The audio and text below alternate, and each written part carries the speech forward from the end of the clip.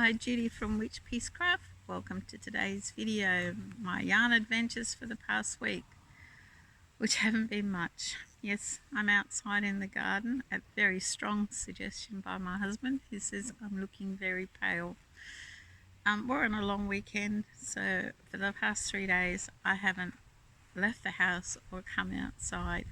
Today there was a Cairns Ravelry group meeting, our first one in a long time, and I couldn't face getting in the car and going down the driveway to go to that. I just staying home.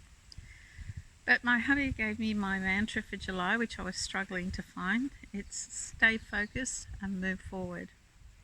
And that's what I have to do. Focus on moving forward and getting back to my old self.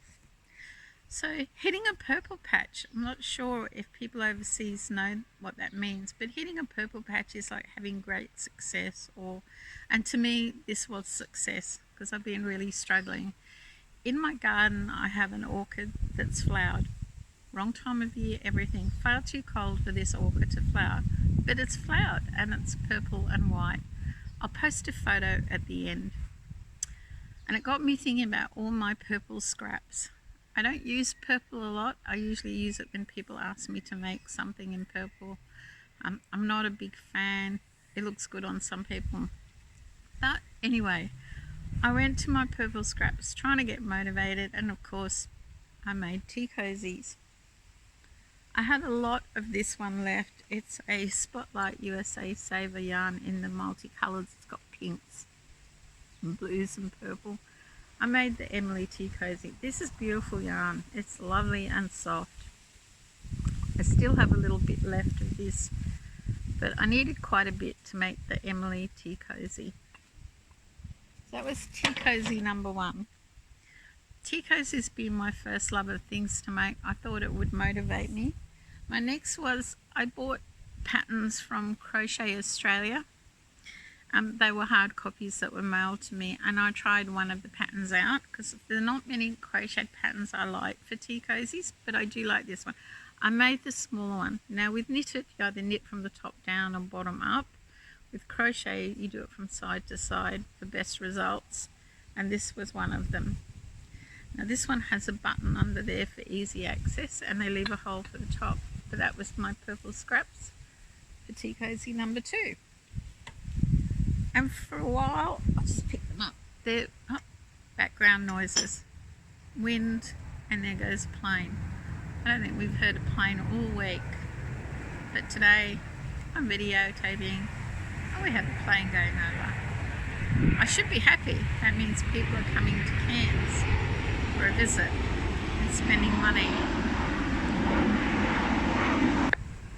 Sorry I paused it there, it got really loud. The beauty of living near the beach is the drawback is close to the airport, and yes, sometimes depending on weather directions we're under part of the flight path. Anyway, back to my tea cozy. So I had downloaded this pattern ages ago. It's a Premier Yarn tea cozy pattern. Now it's a free pattern, I'll put a link to it in the description below. The others are paid for patterns.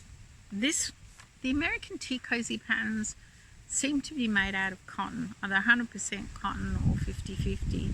I think their purpose is more for decoration, whereas in the UK and Australia we make tea cozies preferably out of wool or acrylic to keep the tea in the pot warm. Yes, they're decorative, but the ideal thing is they keep the tea warmer in the pot longer. So I decided I'd give this a go with a 3-weight, which is an 8-ply yarn, and it was scraps I had, and I'd make it with a smaller needles. This one, it's knitted, so it's a knitting pattern that's striped to there, and there's a little crochet edge around the openings. So I made that one out of scraps, and that fits a 1-cup pot, which I get a lot of requests for. And then I had more purple scraps, so I thought this is week to go purple, and I made another one. So in total I've made 4 tea cozies this week. Did that motivate me? Not really. It kept me busy, and tea cozies sometimes I can just tune out and make them, except this one. I did get lost once and have to restart side 2. my hubby was concerned because I even got mail on Monday that I hadn't opened, and it's Sunday today. Nearly 7 days it sat there unopened. It was mail I'd ordered. I'd been saying for a while I wanted to learn Tunisian crochet, and I was in a Zoom with Jo from Jo's Web. I'd watched her videos of the Rohn Strong sampler Afghan, and I'd bought the magazine with instructions, and it came with the hook, and I thought, wouldn't I give it a go? Well, the magazine wasn't very clear because it says after your foundation row, and I'm like, they didn't even tell me how to make a foundation row. But Rohn Strong, where Jo recommended, was brilliant, and I have made my first square. Now they're not as big as his because that's through choice. The simple stitch, now I think it's called the simple stitch, I can't remember. That was my first square, and my second one I am working on at the moment. Now it's taken me most of the week to get this right because my head was off in the clouds. It wasn't till I watched Michael Thornley's nature videos. He does some really great short videos on nature and scenery to great music. I'll put a link to his channel below.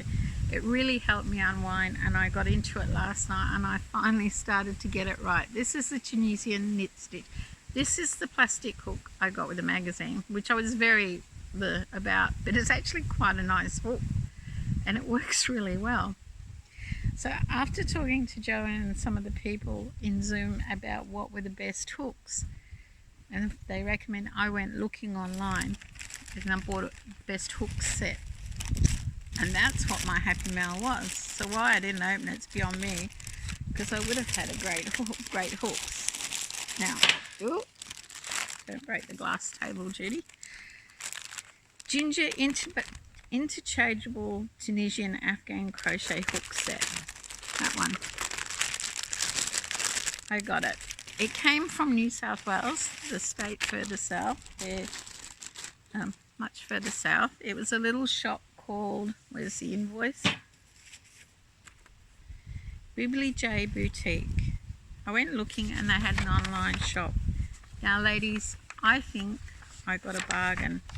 They cost me $140 Australian, free freight. That wind's really picking up. I believe that works out to about 98 US. So Knit Pro Tunisian hook set. Is that a bargain, ladies? Tell me. I think it is. I think I got a real bargain, because when I checked them out on Amazon, wow, were they expensive. So maybe Tunisian crochet will be what gets me motivated, focused and moving forward, because I am enjoying it. And thank you for giving me advice, ladies, on what hooks to get. My Tunisian crochet. I should get a ball winder, because I'm using for the Tunisian crochet Lion Brand's Pound of Love, and as you can see, I'm just doing it straight from the ball. I have purple, yellow, I think I've got some pink, and that's what my Lapghan sampler will be made out of. So if anyone wants to recommend a great ball winder, excuse me, hiccups, it's video time. A great ball winder and swift, that would be awesome. Leave your recommendations in the comments below. It would be appreciated. I think I have to bite the bullet. I think hubby's sick of winding yarn for me, even though he does a great job. Now, just a little side interest piece that's a little different is Kevin walks the dog quite a bit at the beach when I'm at work, because he's retired. And on one of his walks this week, he found this hand-painted rock. Now, I have a feeling it's done by like an older child. On the back, it's got Cairns rocks, keep or rehide. Actually, it looks like it's got a Facebook symbol. I have to check that out. He kept it and brought it home to show me. I'm gonna take this somewhere when I travel, somewhere in Australia, not overseas, and leave it and see if it turns up again. But I am going to check their Facebook page out, and if they want a photo of where it is, it's still in Holloways. It hasn't travelled far from Holloways Beach. It's cute, don't you think? Maybe some parents came up with the idea during lockdown to keep the kids busy. I don't know. Well, it's getting windy. So Christmas in July, Mem Cat Do 65. Kathy, she has been in touch and she has got her gift, which was, she chose 4 bag a day Etsy patterns, which was great, supporting someone in our yarning community, and hopefully they went through today properly. Kathy, that we finally sorted out what issues were going on. I always have issues with Etsy. Here we go again. I'll just have to pause it. Wow, no planes all week, and suddenly on Sunday we get 2 going overhead when I'm doing a video. The airport's been really quiet. Anyway, so yes, congratulations to Kathy. She picked bag a day patterns. I'm still, of course, chasing Michelle Tui, my fairy hunter, semi-final winner. 21st of July. If I don't hear from her, I'll be doing a redraw, so stay tuned. A lot of new subscribers. Thank you for subscribing. Of course, like everyone else, once the draw was conducted, a lot jumped ship. I call them giveaway chasers, and that's to be expected. But loyal ones stay with you and leave comments occasionally and check in to see what you're up to. And they're the people I like having on my channel. So what else is there? I've got to get motivated to get out to go to work tomorrow. My bosses have been great, really understanding and helping me get through things. And yes, staying focused and moving forward. I guess now all there is to say is goodbye. I'm going to stay out in the sun and do some more Tunisian crochet. I might even try my new hooks out on the next sampler. Thanks for watching. Thank you for subscribing. Until next time, take care of each other and make sure you have one crafty day. Bye for now.